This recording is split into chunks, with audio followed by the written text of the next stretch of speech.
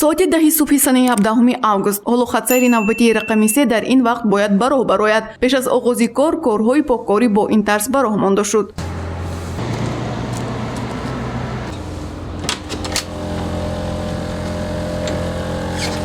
манзараи мазкур албатта барои андеша кардан вогузор мекард. чораҳои пешгирӣ аз вирус аз ҷониби ронанда ва кондуктори автобус бо пӯшидани ниқоб риоя карда шуда буд. бо баробари эълон кардани истгоҳҳо инчунин таъкид намуданд ки нафарони бениқоб ба автобус ворид нашаванд.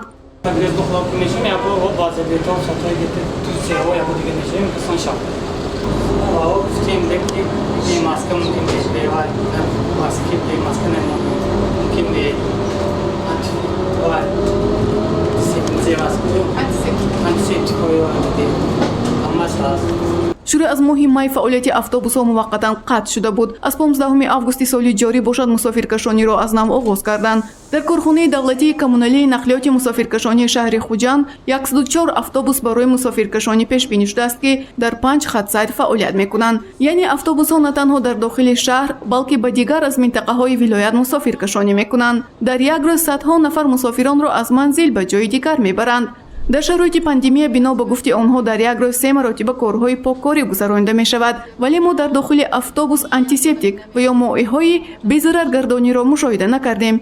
бисёре аз мусофирон бо ниқоб вориди автобус гардида буданд, вале буданд онҳое ки ниқобро дар хона фаромӯш карда вақти дохил шудан ба автобус ба саволи мо чунин посух гуфтанд.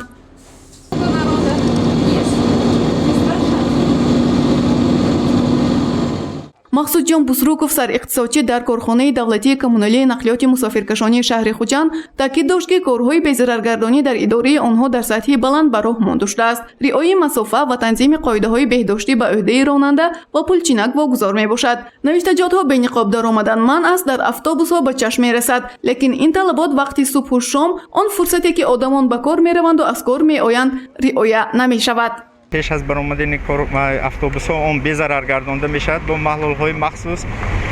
бо ронандаҳо фармон гирифтанд ки онҳо бояд ниқоб дошта бошанд, дастпӯшак дошта бошанд ва маҳлулҳои антисептик дар дохили худи автобус ҳаст. ҳар як ронанда инро дорад ва ҳам кондуктор ҳам ҳамчунин дорад. бо ниқоб ва мусофирон хизмат мерасонад. нишонаҳои бениқоб даромадан манъ аст. ин якум аввал.